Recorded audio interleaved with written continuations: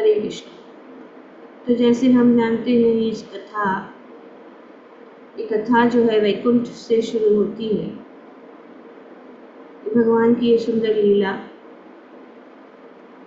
एक बार ये 4 कुमार हैं, सनंदन, सनातन और सनत कुमार। ये सब जो है वैकुंठ का दर्शन करना चाहते थे, तो वैकुंठ के दर्शन के लिए गए और वैकुंठ के जितने भी 7 द्वार हैं, इस 7 द्वार भगवान तक पहुंचने का, भगवान के इस धाम या भगवान का ये निवास स्थान वैकुंठ धाम में पहुंचने के लिए 7 द्वार, और इस 7 द्वार पार करने के बाद जो अंतिम द्वार है वो 7वां द्वार। तो ये 4 कुमारों ने 6 जो द्वार है उनको पार किया, और जब वे 7वें द्वार पर पहुंचे, वहां पे 2 जो है भगवान के जो पार्षद थे, वे उस द्वार पर जो है पहरेदार के रूप में खड़े थे, वॉचमैन, है ना, जय और विजय, जिनका नाम था जय और विजय।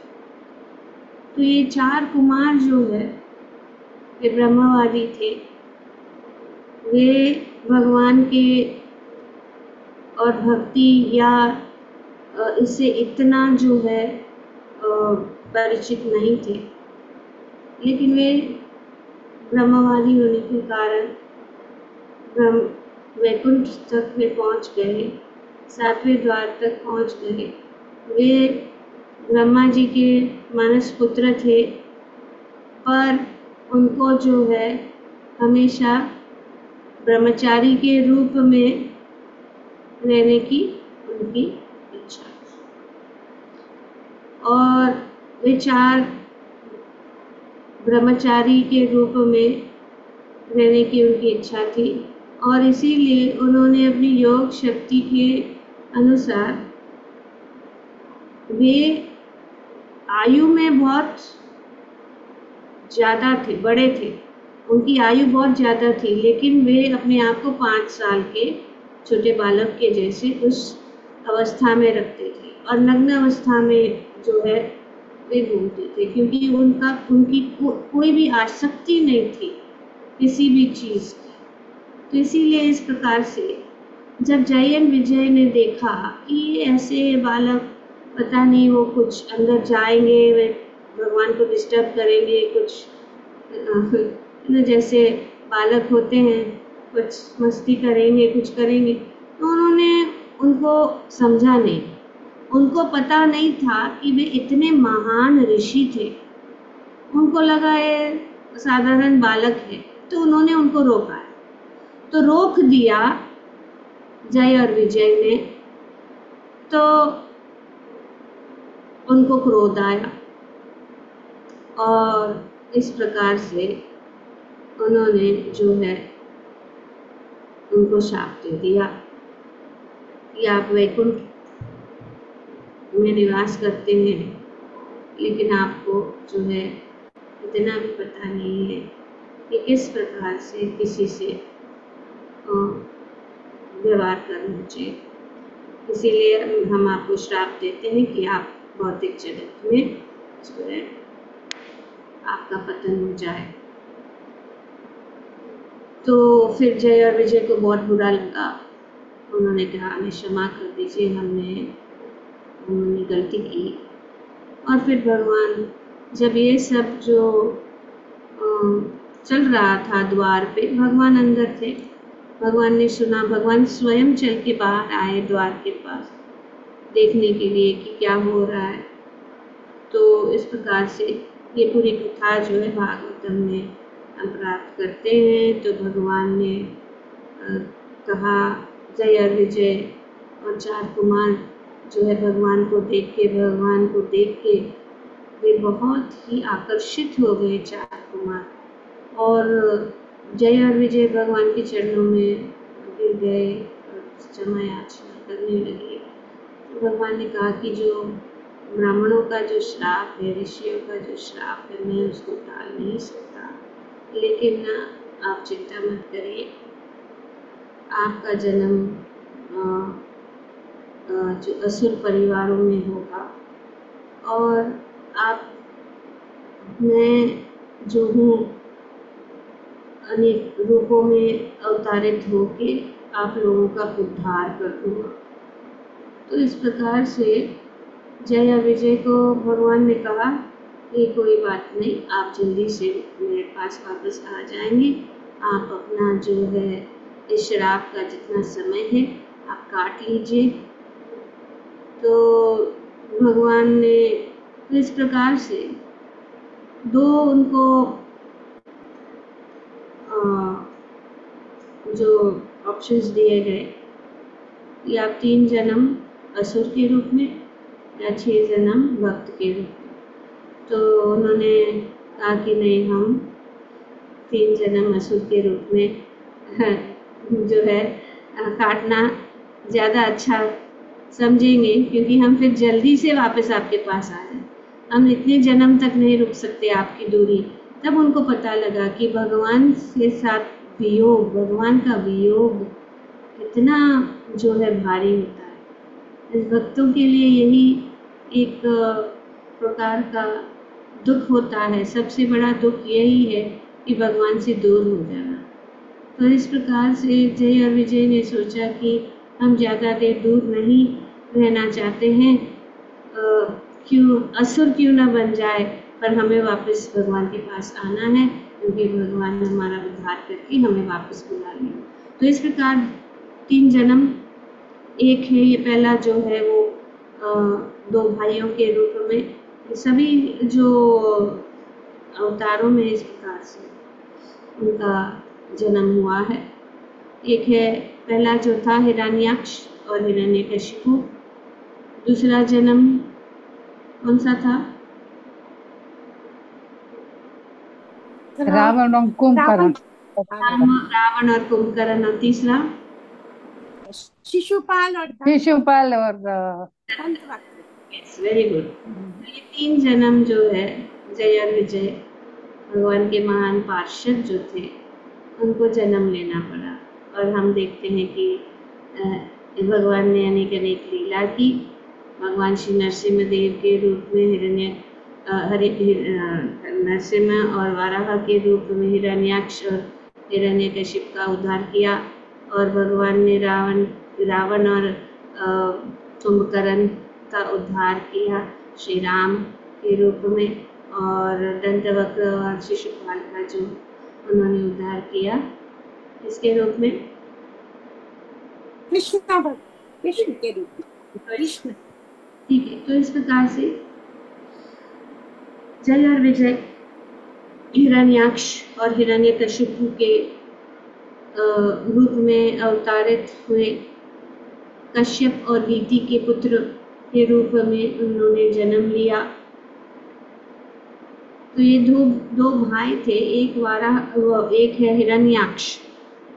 हिरण्याक्ष ने जो है पूरे बहुत खतरनाक जो है असुर थे, और हिरण्याक्ष जो था उन्होंने पूरे पृथ्वी के ऊपर जो उन्होंने जो है क्या किया था, अपना जो है शासन कर दिया था और बहुत कष्ट दे रहा था सब। और वे हमेशा ये मौका देख रहे थे कि मुझे युद्ध करना, सभी जो भी जिसको भी वे मिलते थे उनको युद्ध के लिए ललकारते थे।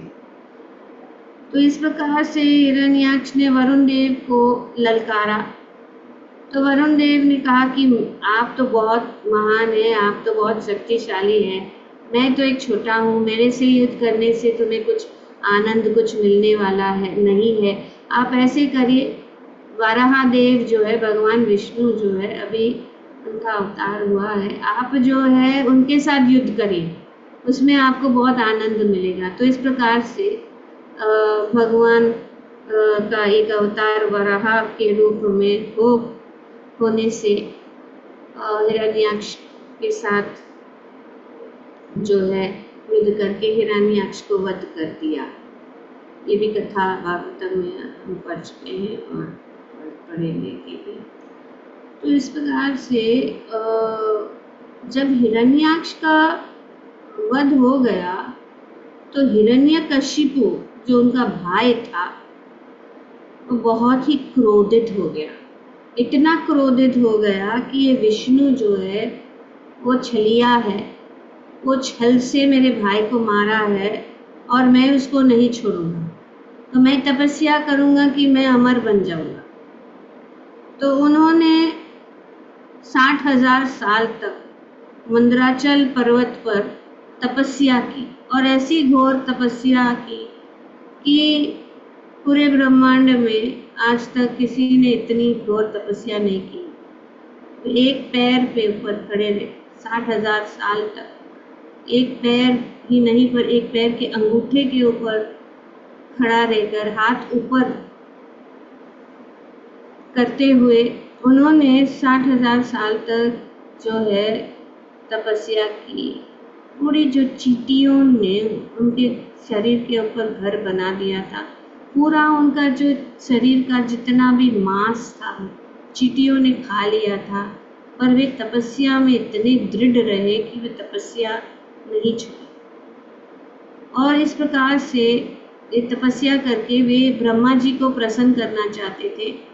तो ब्रह्मा जी प्रसन्न हो गए। ब्रह्मा जी आए तो देखे कि पूरा जो है चींटियों का घर उनके शरीर में दिखाई भी नहीं दे रहे थे, सिर्फ उनका आवाज़ जो जप रहे थे सुन के उन्होंने हिरण्यकशिपु को से प्रसन्न हो गए और तपस्या करके। तो उन्होंने पूछा कि तुम्हें क्या चाहिए? तो उन्होंने कहा कि मुझे अमर बनना है।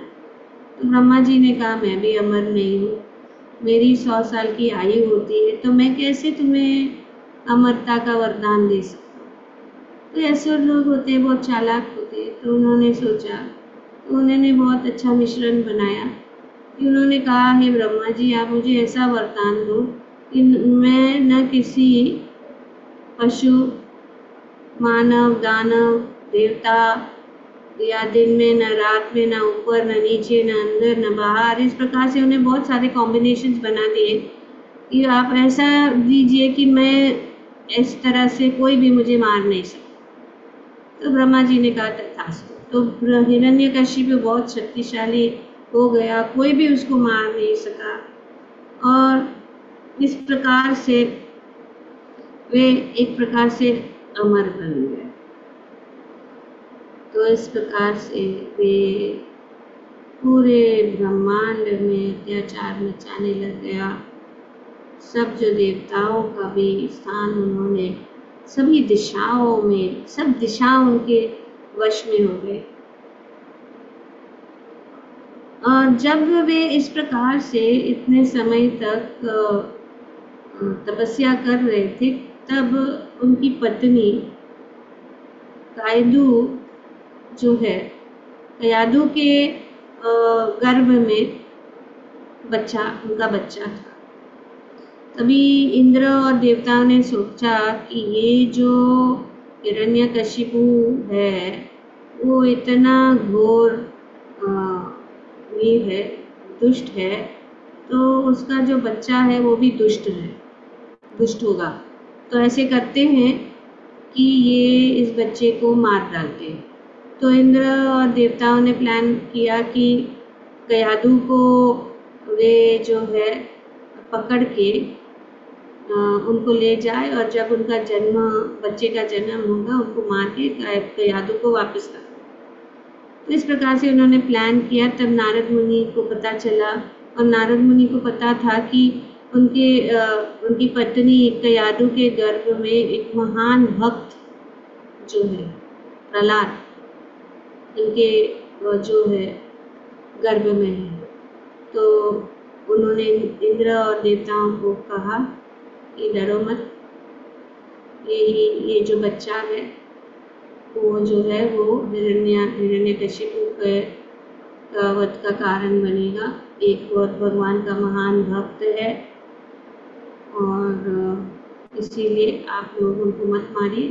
और नारद मुनि ने जो है कयादु को अपने आश्रम में ले गए और उनके आश्रम में जो है कयादु वहाँ रहने लगी, क्योंकि वो बहुत डरी हुई थी, क्योंकि वो अकेली थी, उनके पति भी वहाँ पे तपस्या में लगे हुए थे। तो इसीलिए श्री नारद मुनि ने फिर प्रहलाद महाराज को उनके गर्भ में ही, माता के गर्भ में ही उन्होंने भगवत ज्ञान का जो पूरा रहस्य जो है, पूरा भगवत ज्ञान उनको प्रहलाद महाराज को अपने माता के गर्भ में ही पूरा दे दिया। और इस प्रकार से जो प्रहलाद महाराज जन्म से पहले ही भगवान के भक्त बन चुके थे, वे पूरा ब्रह्म ज्ञान को जानते थे, भगवत ज्ञान को जानते थे। तो इस प्रकार से जब उनका जन्म हुआ और जब हिरण्यकशिपु वापस आए तो वो बहुत खुश हो गए, क्योंकि उनको पता भी नहीं था कि ये जो है बच्चे का जन्म हुआ और सब। तो हिरण्यकशिपु ने देखा कि ये बच्चा तो, क्योंकि हिरण्यकशिपु विष्णु जो है हिरण्यकशिपु के सबसे बड़े शत्रु, ये विष्णु को मैं मारूंगा,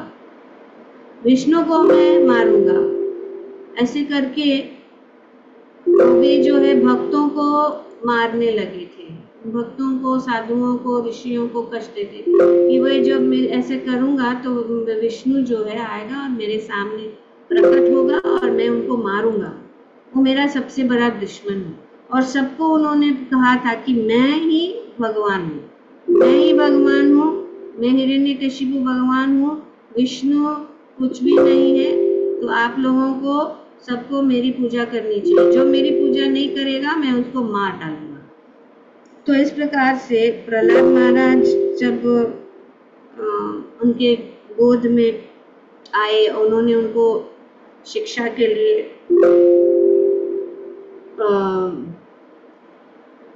असुरों के स्कूल में डाल दिया। वहाँ पे असुरों का पाठ पढ़ाया जाता था, कैसे किसी को मारना, कैसे हत्या करना, कैसे चीज़ों को छीनना, कैसे इस प्रकार से झूठ बोलना, ठगना, ये सब सिखाया जाता। पर प्रहलाद महाराज इन सब शिक्षण को ध्यान नहीं।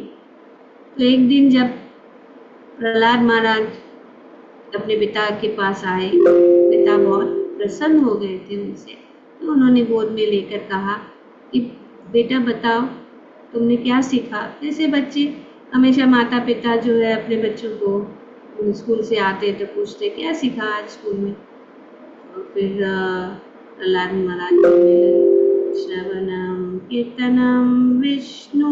बोला विष्णु, किसने तुझे ये सिखाया, किसने सिखाया विष्णु? मुझे पता नहीं, विष्णु मेरा सबसे बड़ा शत्रु है। और उन्होंने उनको अपने गोद से नीचे फेंक दिया और उनको बोला, उनके सिपाहियों को बोला उसको लेके जाओ और उसको मार डालो। और प्रहलाद महाराज जो है भगवान के महान भक्त थे, महाजन भी है, महान भक्त थे, वे हमेशा भगवान का स्मरण करते रहते थे। तो उन्होंने कहा कि इसको लेके जाओ, उसको पहाड़ से ऊपर से फेंक दो। तो लेके गए, सिपाही जब लेके गए उनको पहाड़ से नीचे गिराया, फिर भगवान ने उनको बचाया, अपने गोद में लेकर उनको बचाया। तो जब वे आपको सिपाही आए कि अरे मैंने तो उसको नीचे फेंका लेकिन वो मरा नहीं, तो हिरण्यकशिपु ने कहा कि उसको हाथी के पैरों के नीचे कुचल दो, उनको आग में जला दो, उनको सर्प के जो है कारागार में डालो और बहुत सारे उनको विष पिला दो। बहुत सारी कोशिश की हिरण्यकशिपु ने, प्रहलाद महाराज को मारने के लिए, लेकिन हर बार जो है प्रहलाद महाराज को भगवान जो है बचाते थे। सब समय भगवान ने उनकी रक्षा की, सब समय। तो फिर हिरण्यकशिपु भी बहुत ही विचलित हो गया कि कौन है, कौन सी शक्ति है जो तुम्हें बचा रही है। तो प्रहलाद महाराज ने कहा कि आपके पास जो शक्ति है वही शक्ति है, आपके हृदय में जो शक्ति है वही शक्ति जो है मुझे बचा रहे। तो उन्होंने कहा ठीक है, ऐसा है तो बताओ कहाँ है तुम्हारे भगवान, कहाँ है तुम्हारे विष्णु, बताओ मुझे। तो फिर प्रहलाद महाराज ने कहा कि भगवान सर्वत्र है, सभी जगह है, आपके हृदय में है, मेरे हृदय में है, सबके हृदय में है, सभी कण कण में भगवान है। तो फिर हिरण्यकशिपु ने कहा ठीक है ना, अगर भगवान सब जगह है, क्या इस खंबे में है? उनके जो महल में का जो एक खंबा था उनको पॉइंट करते हुए उन्होंने कहा इसमें है। तो प्रहलाद महाराज ने कहा हाँ वे इसमें भी है।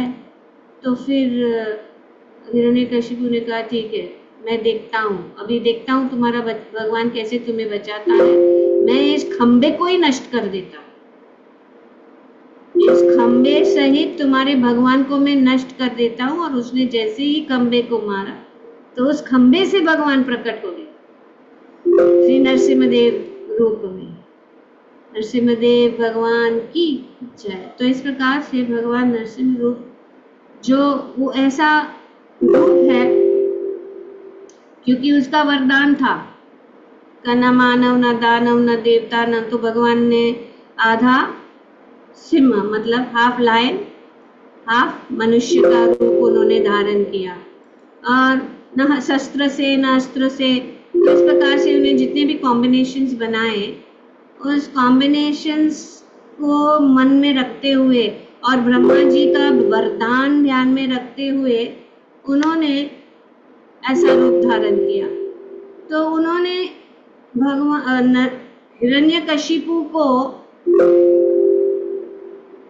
इस प्रकार से इस रूप में, वे बहुत ही उग्र रूप में थे क्योंकि उन्होंने बहुत कष्ट दिया था अपने भक्तों को, अपने भक्त को बहुत कष्ट दिया था, प्रहलाद को बहुत। तो वे बहुत उग्र रूप में थे और उन्होंने हिरण्यकशिपु ने उनको मारने की कोशिश की, लेकिन हिरण्यकशिपु नरसिम्ह भगवान ने जैसे कि कोई एक मक्खी है ना, वो इतना मक्खी के जैसा उसको पकड़ा, उसको घसीट के तो अंदर ना बाहर। तो उन्होंने जो है हिरण्यकशिपु चौखट पे खींच के ले गए,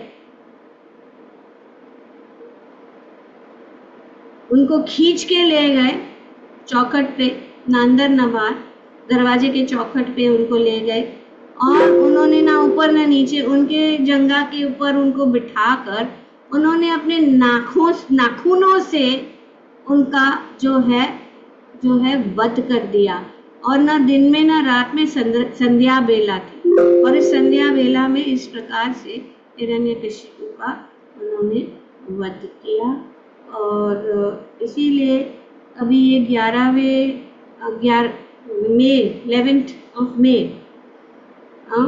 11 तारीख को इस महीने का श्री नरसिम्हदेव का प्राकट्य दिवस है और भगवान संध्या के समय प्रकट हुए। तो इसीलिए भक्त लोग सब जगह जो है भगवान नरसिम्हदेव का जो है गुणगान करते हैं और उनका पूजा प्रार्थना वगैरह करते हैं। और सबसे महत्वपूर्ण चीज इस अवतार का ये है कि भगवान जो है 2 चीजें हैं, जैसे भगवान कहते हैं परित्राणाय साधुनाम। तो परित्राणाय साधुनाम अपने भक्तों की रक्षा करने के लिए। तो हम देखते हैं कि किस प्रकार से भगवान ने सिद्ध कर दिया इस अवतार में कि वे अपने भक्तों की रक्षा कर। एक छोटा सा बालक प्रहलाद कोई बड़ा साधु नहीं था, लेकिन वो भगवान का महान भक्त था, छोटा सा बालक था। भगवान इस अवतार ग्रहण के और उन्होंने सिद्ध कर दिया कि मेरे भक्त हमेशा जो है कि मैं सुरक्षा करता हूँ, मैं रक्षा करता हूँ। तो और दूसरी बात है कि उन्होंने भगवान के भक्त इतने प्रिय होते हैं भगवान के कि वे अपने भक्तों के वचनों को सिद्ध कर देते। जब प्रहलाद महाराज, जब हिरण्यकशिपु ने पूछा प्रहलाद महाराज को कि क्या आपका भगवान इस खंबे में उपस्थित है, तो प्रहलाद महाराज ने कहा हाँ। तो इस इनके वचन को सिद्ध करने के लिए भगवान जो है खंबे से प्रकट है। भगवान तो कहीं कैसे भी प्रकट हो सकते हैं, भगवान ऐसे भी सामने आ जा सकते थे, लेकिन उन्होंने प्रहलाद महाराज के वचनों को सिद्ध करने के लिए ये सुंदर लीला की और खंबे से प्रकट हुए। तो इसीलिए भक्तों को इस नरसिंह अवतार और इस प्रहलाद महाराज की जो भक्ति, प्रहलाद महाराज की कथा अति प्रिय है। और इस प्रकार से ये भक्त जो है, जब भगवान नरसिंह देव के रूप में अवतारित हुए तो ये भक्तों को एक प्रकार का जो है आश्वासन मिल गया कि भगवान किसी भी परिस्थिति में हमारी रक्षा कर सकते हैं, किसी भी परिस्थिति में, किसी भी समय, कहीं से भी प्रकट हो के हमारी रक्षा कर सकते हैं। तो अब हम ये जो शॉर्ट में, ये तो बहुत लंबी कथा है, लेकिन ये एक प्रकार का एक आउटलाइन है इस अवतार के विषय में। और जब इस प्रकार से भगवान अवतारित हुए और उन्होंने हिरण्यकशिपु का वध कर दिया, तो सभी देवता और सभी जो है भगवान की स्तुति करने लगे। और भगवान का ये उग्र रूप जो उन्होंने धारण किया, इतने सारे सभी जो यहाँ पे श्रीमद् भागवतम में वर्णन किया गया है कि और ये कथा एक्चुअली, ये कथा शुरू होती है जब युधिष्ठिर महाराज ने नारद मुनि से प्रश्न पूछा। प्रश्न, ये वार्तालाप नारद मुनि और युधिष्ठिर महाराज के बीच में है भागवतम में। तो श्री नारद मुनि ने कहा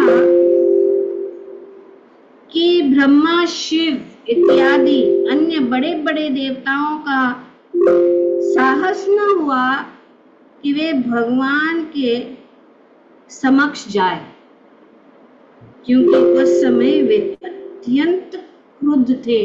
तो भगवान का ये भयानक और बहुत ही क्रोध, उग्र रूप देखकर सभी जो जितने भी देवताएं थे, देवता वगैरह थे, वे सब जो है उनको हिम्मत नहीं हुई कि वे उनके पास जाए।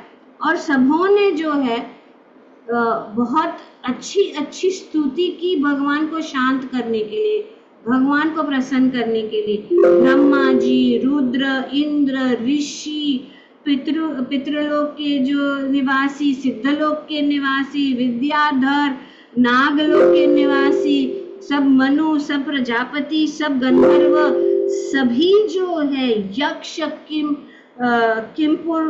पुरुष, फिर किन्नर और विष्णु पार्षद, इतने सारे पिछले जो ये हम अध्याय में हम देखते हैं। अभी हम अध्याय 9वां अध्याय से पढ़ रहे हैं। प्रहलाद द्वारा नरसिंह देव को प्रार्थनाओं से शांत करना, तो उसमें बताया गया है कि पिछले अध्याय में कि इतने सारे जितने भी थे, ब्रह्मा से लेकर विष्णु के पार्षदों से लेकर सभी ने स्तुति की, फिर भी नरसिम्हदेव जो है क्या है, शांत न हुआ। यहाँ तक कि लक्ष्मी जी को भी जो है उनको हिम्मत नहीं हुई भगवान के सामने जाने के लिए। तो उनको शांत कैसे किया जाए। तब जो है ब्रह्मा जी ने प्रहलाद महाराज को कहा कि आप ही जाइए, क्योंकि आप जाएंगे तो भगवान शांत हो जाएंगे। तो यहीं से हम प्रार्थनाएं शुरू करते हैं। इस कंप्यूटर में थोड़ा प्रॉब्लम हो रहा है, एक्सक्यूज मी, वो प्रॉब्लम्स है, इसको सेट ही करना पड़ेगा। तो इस प्रकार से हम श्रीमद् भागवतम के 7वें स्कंद के 9वें अध्याय से पढ़ते हैं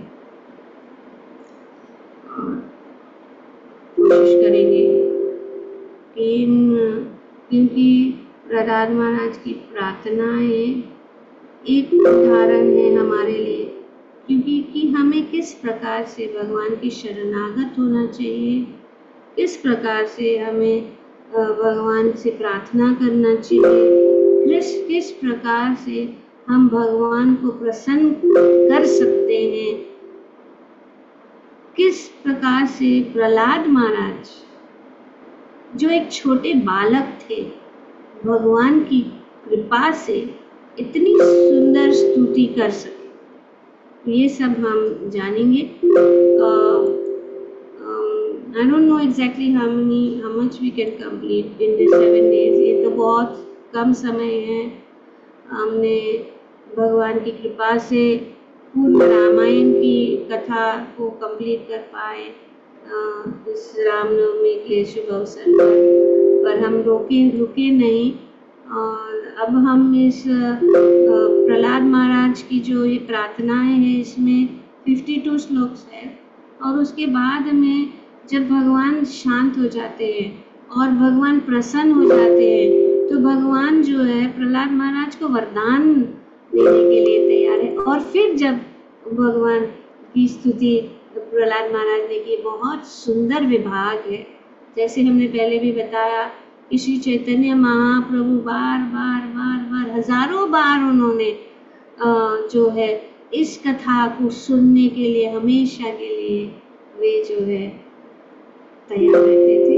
तो आज हम कितने श्लोक कर पाएंगे पता नहीं, लेकिन हम कोशिश करेंगे। समय का भी अभाव है, लेकिन आज जो है mostly it was like an introduction to be, जिन लोगों ने हम जो क्रमशः हमारे साथ इस जूम के प्रोग्राम में नहीं है, उनको स्मरण कराने के लिए, इस कथा का स्मरण कराने के लिए कि सीरीज ऑफ इवेंट्स क्या था, कि किस प्रकार से भगवान नरसिंहदेव के रूप में अवतार है, ठीक है। और प्रहलाद महाराज की जो महिमा, तो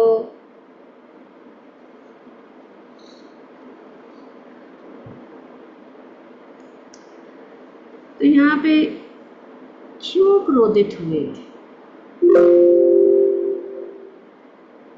ये श्रील प्रभुपाद जी अपने तात्पर्य में बताते हैं कि इतना क्रोधित क्यों हो गए, क्योंकि ये भगवत भक्त जो है कभी भी भगवान या अन्य भगवत भक्तों की निंदा सहन नहीं कर सकता है और न ही भगवान भक्त की निंदा सह सकते हैं। तो भगवान जो है भक्त की निंदा, भक्त के प्रति अपराध वे नहीं सहन कर सकते, ना ही भक्त जो है भगवान के प्रति निंदा या अपराध सहन कर सकते हैं। तो इसीलिए क्योंकि हिरण्यकशिपु ने प्रहलाद महाराज के प्रति बहुत ही अत्याचार किया था, उनको बहुत कष्ट दिया था, उनको किस प्रकार से उनके प्रति अपराध किया था, भगवान को ये सहन नहीं हो सकता। तो इसीलिए यहाँ पे प्रभुपाद जी बताते हैं कि भगवत भक्त कभी भी भगवान या अन्य भगवत भक्तों की निंदा सहन नहीं कर सकता और न ही भगवान भक्त की निंदा सह सकते हैं। इस प्रकार नरसिम्हा देव इतने अधिक क्रुद्ध थे कि ब्रह्मा तथा शिव जैसे बड़े बड़े देवता और लक्ष्मी जी तक, जो कि भगवान की नित्य संगिनी है, उनकी प्रशंसा तथा योग यशोगान द्वारा उन्हें शांत नहीं कर सके। तो इतना सारा उन्होंने प्रार्थना किया सभी ने, लेकिन वे शांत नहीं हो सके। कोई भी भगवान के क्रोध को शांत करने में समर्थ नहीं हो सका, किंतु क्योंकि भगवान अपना प्यार प्रहलाद महाराज को जताना चाहते थे, इसलिए सारे देवताओं तथा भगवान के समक्ष उपस्थित अन्य जनों ने प्रहलाद महाराज को ही उन्हें शांत करने के लिए आगे कर दिया। तो इस प्रकार से कोई भी शांत नहीं कर पाए और उन्होंने प्रहलाद महाराज को, तो सब भयभीत थे भगवान का ये उग्र रूप देखकर। तो वहां पर उपस्थित भयभीत सारे देवताओं ने लक्ष्मी जी से प्रार्थना की कि वे भगवान के समक्ष जाए, किंतु उन्होंने भी भगवान का ऐसा अद्भुत तथा असामान्य रूप कभी नहीं देखा था, अतएव वे उनके पास नहीं जा सकी। तो लक्ष्मी जी भी नहीं, जो उनकी अर्धांगिनी है, प्रिय सखिनी है, फिर भी नहीं। भगवान का अनेक रूप है और भगवान के अनेक रूप जो है वैकुंठ में सब उपस्थित है। अद्वैत अच्युत अनादिर अनंत रूपम, ये सारे रूप वैकुंठ लोक में रहते हैं। जितने भी अवतार है, जितने भी रूप है भगवान के, वे सभी जो है वैकुंठ लोक में रहते हैं। तो भी लीला शक्ति से प्रेरित लक्ष्मी जी भगवान के इस अद्वितीय रूप को नहीं जान पाई, इसीलिए कि भगवान किस प्रकार से अपने भक्त को बचाने के लिए तुरंत जो है, जब वो बहुत ही ज्यादा हो गया और उनके वचन को सिद्ध करने के लिए भगवान जो है प्रकट हो गए। तो इस प्रकार से प्रहलाद महाराज ने, तत्पश्चात ब्रह्मा जी ने अपने पास ही खड़े प्रहलाद महाराज से अनुरोध किया, हे पुत्र, भगवान नरसिम्हदेव तुम्हारे आसुरी पिता पर अत्यधिक क्रुद्ध है, अतएव तुम आगे जाकर भगवान को शांत करो। तो ब्रह्मा जी ने आदेश दिया कि तुम जाओ उनको शांत करो। तो नारद मुनि आगे कहते हैं, हे राजन, यद्यपि महान भक्त प्रहलाद महाराज केवल छोटे से बालक थे, लेकिन उन्होंने ब्रह्मा जी की बात मान ली। वे धीरे धीरे भगवान नरसिम्हदेव की ओर बढ़े और हाथ जोड़कर पृथ्वी पर गिरकर उन्हें सादर प्रणाम किया। Should we stop here? Mataji, what's the time? It is 8:35, Mataji. One. तो इस प्रकार से ब्रह्मा जी के आदेश के अनुसार देने से प्रहलाद महाराज जो है धीरे धीरे नरसिम्हदेव के पास बिल्कुल डरे। जब नरसिम्हदेव ने देखा कि छोटे से बालक प्रहलाद महाराज ने चरण कमलों पर साष्टांग प्रणाम किया है, तो वे अपने भक्त के प्रति अत्यधिक भाव विभोर हो गए। भगवान इतने, उनको देख के तुरंत जो है वे शांत हो गए, वे भाव विभोर हो गए, है ना। तो प्रहलाद महाराज को उठाते हुए उन्होंने अपना कर कमल उस बालक के सिर पर रख दिया। उन्होंने अपना हाथ जो है प्रहलाद महाराज के सिर के ऊपर रख दिया। उनका हाथ उनके समस्त भक्तों को सदैव अभय दान देने करने वाला है भगवान। इसीलिए नरसिम्हा लक्ष्मी नरसिम्हा स्तोत्र में बहुत सुंदर प्रार्थना है। लक्ष्मी नरसिम्हा मम देहि करावलंबम, लक्ष्मी नरसिम्हा मम देहि करावलंबम, लक्ष्मी नरसिम्हा मम देहि करावलंबम, लक्ष्मी नरसिम्हा मम देहि करावलंबम। इस प्रार्थना का है कि हे लक्ष्मी नरसिम्हा, मुझे आपके हाथों का, आपका हाथ मेरे सिर के ऊपर हो ताकि मैं आपके संरक्षण में रहूं। मुझे आप सुरक्षित करिए, मुझे आपकी सुरक्षा में रखिए। Please give me the protection of your hand. This is the meaning of Lakshmi Narasimha मम देहि करावलंबम। आप मुझे अपने हाथों का संरक्षण प्रदान कीजिए हे लक्ष्मी नरसिम्हा। तो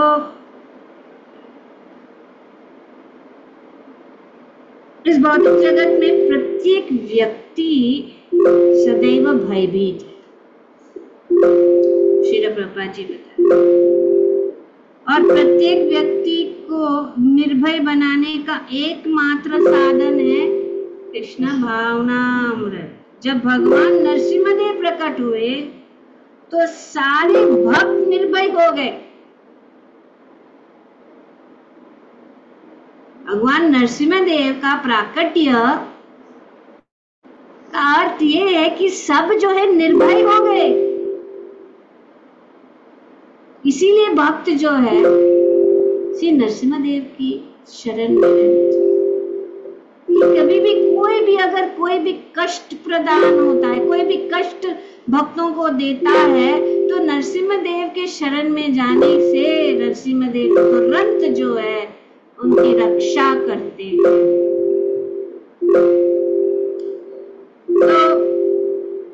नरसिम्हदेव के प्राकट्य के हुए सारे भक्त निर्भय हो गए। बोलो श्री नरसिम्हदेव भगवान की। भक्त के निर्भय होने की आशा है भगवान नरसिम्हदेव के पवित्र नाम का कीर्तन करना। यतो यतो यामि ततो नरसिम्हा, क्योंकि भगवान हम जहां भी जाए सदैव नरसिम्हदेव का चिंतन करे। इस तरह भगवत भक्त को कोई भय नहीं रह जाता है। इसलिए जब भी कहीं पे जाते भगवान का कीर्तन जरूर होना चाहिए। और आज की हम इस भागवत की जिसका शीर्षक है प्रहलाद द्वारा नरसिम्हदेव को प्रार्थनाओं से शांत करना, यहाँ पे श्री नरसिम्हदेव के चरण कमलों में प्रार्थना करते हुए, और हमेशा हमें यही करना चाहिए जब भी हम कोई यात्रा में जाते हैं, घर से बाहर निकलते हैं, तो हमें नरसिम्हदेव की जो ये स्तुति करनी चाहिए। नमस्ते नरसिम्हाय, नमस्ते नरसिम्हाय, प्रहलाद लाददायिने, प्रहलाद लाददायिने, हिरण्यकशिपूर्वक्षः, हिरण्यकशिपूर्वक्षः, शीलटाङ्कानकालये, शीलटाङ्कानकालये।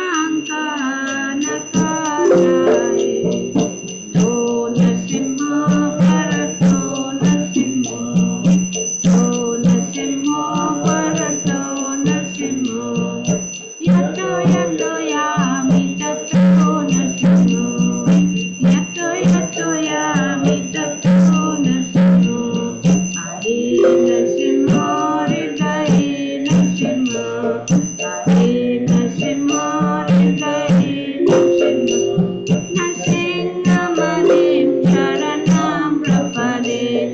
नृसिंहपतिं शरणं प्रपदे तव करकमलवरे नाथा अद्भुतशृङ्गा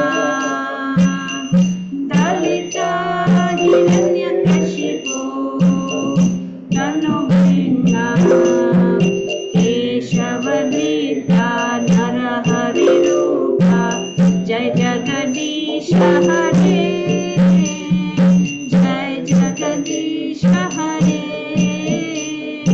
जय जगदीश हरे जय नरसिंहदेव नृसिंहदेव नृसिंहदेव जय नृसिंहदेव जय प्रहलाद महाराज प्रहलाद महाराज प्रहलाद महाराज जय प्रहलाद महाराज जय जय प्रभुपाद प्रभुपाद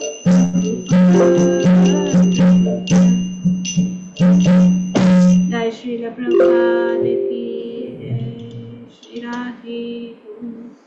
तो कल आगे से कंटिन्यू करें।